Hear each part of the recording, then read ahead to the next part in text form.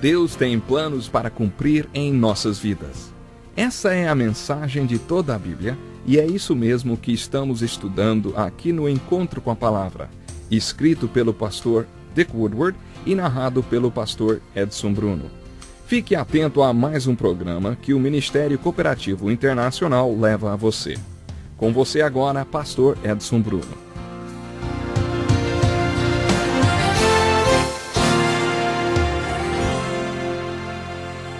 Seja muito bem-vindo. Que bom contar com a sua presença em mais um Encontro com a Palavra. Se você puder, puxe uma cadeira, acomode-se e acompanhe conosco mais um estudo do Evangelho de João, versículo por versículo. Você que participou do último programa já deve saber que estamos estudando o capítulo 13, enfocando o sermão da última ceia. Terminamos o último estudo no ponto em que Jesus disse aos discípulos que um deles o trairia. Comentamos que Jesus identificou o traidor como aquele a quem ele daria o pedaço de pão molhado. Então, molhando o pedaço de pão, deu a Judas Iscariotes, filho de Simão.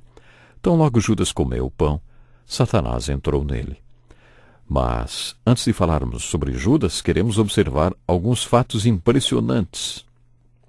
Aqueles homens creram em Jesus e, por isso, o seguiram durante 3 anos. Eles estavam vivendo uma aliança com ele, um relacionamento firmado no amor. Jesus os amava e eles o amavam. E ainda assim Jesus anunciou que um deles o trairia. Nesse momento, um olhou para o outro se perguntando qual deles faria isso. Mas sejamos justos, eles sabiam que a hostilidade dos líderes religiosos acabaria fazendo com que Roma viesse contra Jesus e, é claro, contra aqueles a quem ele estava ligado. Eles estavam morrendo de medo. Eles estavam sendo realistas. No jardim, Jesus disse para eles: o espírito está pronto, mas a carne é fraca. Eles tinham uma visão bem realista da carne e do espírito. Sabiam distinguir um do outro. Eles sabiam da fraqueza que tinham e começaram a perguntar entre si qual deles iria fazer aquilo. A Bíblia conta que, assim que Jesus deu o pedaço de pão a Judas, identificando-o como o traidor, Satanás entrou nele. Os teólogos burilam sobre qual seria o estado espiritual de Judas. Para a maioria deles, Judas jamais foi regenerado, jamais foi verdadeiro na sua fé. Talvez tenha havido um momento em que ele achou que cresce, ou pelo menos pensou que cresce em Jesus. Mas o fato interessante a ser observado é que a Bíblia descreve o estado espiritual de Judas.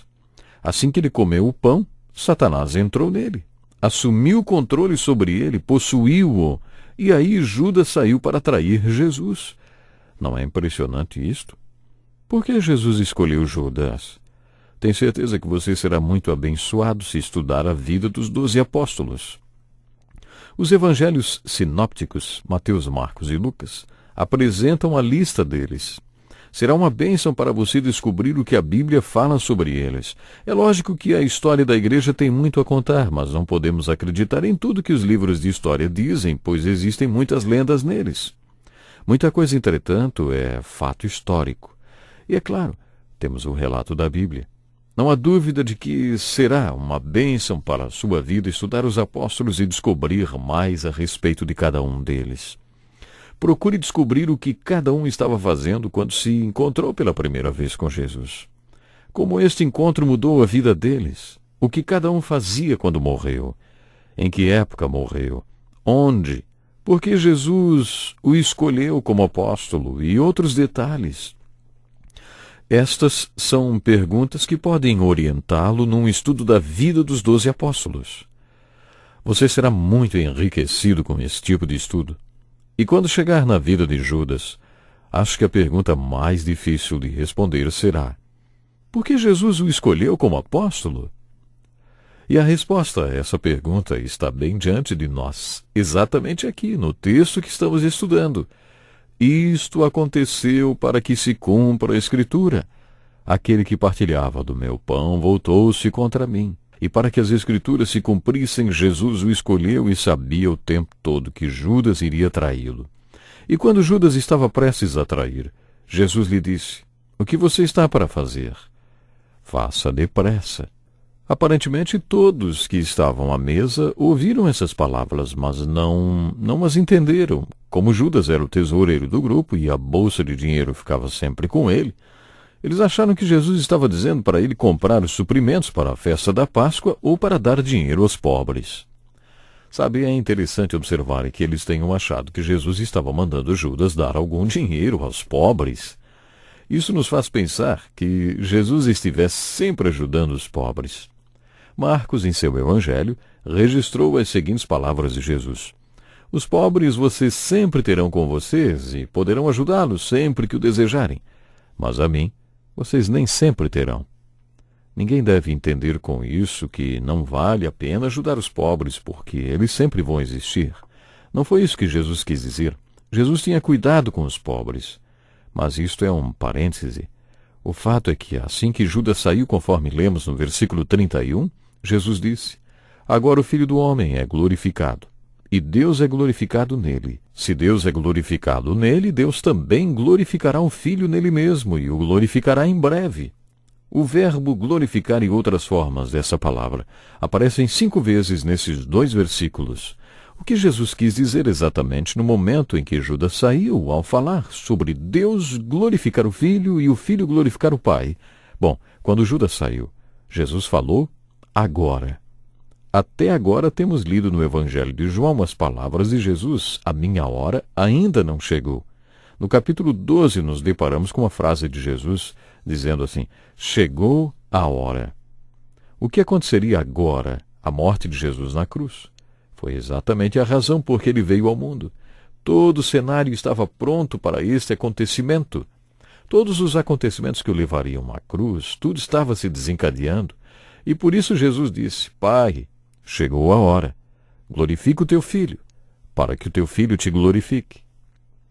A palavra glorificar é muito interessante e significa dar glória ou honra. Quer dizer, reconhecer a dignidade e o valor de alguém. Esse é o sentido original dessa palavra. Você está lembrado do sermão de Jeremias? Você se lembra do sermão dele para os cativos judeus, para os que foram levados, acorrentados para a Babilônia? No capítulo 9 do livro de Jeremias encontramos o resumo da sua mensagem nessas palavras do Senhor. Não se glorie o sábio em sua sabedoria, nem o forte em sua força, nem o rico em sua riqueza. Mas quem se gloriar, glorie-se nisto, em compreender-me e conhecer-me. Pois eu sou o Senhor, e ajo com lealdade, com justiça e com retidão sobre a terra, pois é dessas coisas que me agrado. O significado da palavra glorificar é o mesmo no livro de Jeremias e no Evangelho de João. Quer dizer, manifestar, revelar ou reconhecer o valor ou dignidade de algo ou de alguém. Existe algo que o fará digno e que merecerá ser revelado e reconhecido? Estamos falando da essência do seu ser. Certas coisas trarão à tona todo o nosso potencial, manifestando a essência de quem realmente somos. Jeremias estava dizendo àqueles cativos que eram ricos, que não era o dinheiro que faria isso. Você pode ser uma daquelas pessoas que não saem da academia, um levantador de peso, e ser orgulhoso da sua força. Isso não vai adiantar nada. Ou você que é um intelectual ou um acadêmico, doutor em alguma área, sabe que isso não vai lhe trazer glória alguma. Você quer saber o que realmente conta para que a pessoa seja glorificada ou reconhecida? Conhecer a Deus. Quando você conhece a Deus, a sua dignidade e o seu valor são reconhecidos e revelados. Conhecer a Deus traz à tona todo o seu potencial para expressar tudo o que Deus quer que você seja. Isto só vem através do conhecimento de Deus. Tudo isso quer dizer que aquele era o momento em que a dignidade e o valor de Jesus seriam revelados e reconhecidos. Tudo que Deus planejou para ele, toda a sua essência e a razão por que ele veio ao mundo seriam manifestados. O Filho do Homem seria glorificado, e Deus seria glorificado através da obra do Filho. Deus Pai foi glorificado no Filho. Deus glorificou o Filho nele mesmo, e o glorificou definitivamente. Lemos no livro do Apocalipse sobre as portas do céu abertas e um trono sobre o qual está aquele que tem semelhança de cordeiro que foi morto. quando desvendamos todo o simbolismo do capítulo 4 do Apocalipse, entendemos que o Pai está no céu, focalizando toda a adoração dele para o Cordeiro, por causa do que o Cordeiro fez, por causa do que o Cordeiro foi. O livro do Apocalipse mostra o Pai glorificando o Cordeiro nele mesmo, porque quando o Cordeiro foi morto e redimiu todos os povos e todas as tribos e nações sobre a face da terra para Deus, ele manifestou o ser de Deus e a essência do seu próprio ser foi revelada e reconhecida. E isto é ser glorificado. Este é o significado dessa palavra usada 5 vezes nesses 2 versículos. Diz assim: agora o Filho do Homem é glorificado, e Deus é glorificado nele. Se Deus é glorificado nele, Deus também glorificará o Filho nele mesmo, e o glorificará em breve. Veremos muitas outras coisas profundas durante o estudo do sermão da última ceia.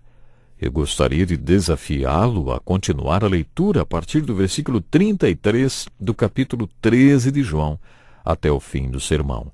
Não esqueça, eu vou repetir, eu gostaria muito que você lesse a partir do versículo 33 do capítulo 13 até o fim do sermão. Isso a fim de você se preparar um pouco mais para o nosso próximo programa. Ignore os títulos e subtítulos para que você não perca a linha de narração do texto e nem tire do contexto a verdade que estamos estudando agora. Imagine-se naquela sala com Jesus e os 12 discípulos. Ouça o diálogo que eles travaram sem nenhuma interrupção. Este é o sermão da última ceia, o sermão mais longo, e há muito que aprender nesse sermão. Mas eu quero sublinhar algo aqui antes de encerrar o programa de hoje. Deixa eu dizer mais uma vez. Você pode ser uma daquelas pessoas que não saem da academia, pode ser um levantador de peso, orgulhoso da sua força. Você pode ser um intelectual, um acadêmico, doutor em alguma área, mestre. Mas isso não vai lhe trazer glória alguma. Você quer saber o que realmente conta para que uma pessoa seja glorificada ou reconhecida? Conhecer a Deus. Quando você conhece a Deus, a sua dignidade e o seu valor são reconhecidos e revelados. Conhecer a Deus traz à tona todo o seu potencial para expressar tudo que Deus quer que você seja. E isto vem através do conhecimento de Deus. Então, conheça Deus. Conheça a Deus. Deus lhe abençoe e até o próximo programa. Que lição importantíssima. Obrigado, pastor Edson Bruno. Prezado ouvinte, coloque em prática o que você ouviu aqui. Sem dúvida, sua vida será grandemente abençoada. Este é um estudo escrito pelo Dr. Dick Woodward, na voz do pastor Edson Bruno. Escreva-nos e solicite o material. Nosso endereço é Encontro com a Palavra, Caixa Postal 2011, CEP 89201-970, Joinville, Santa Catarina. Até o nosso próximo encontro com a Palavra.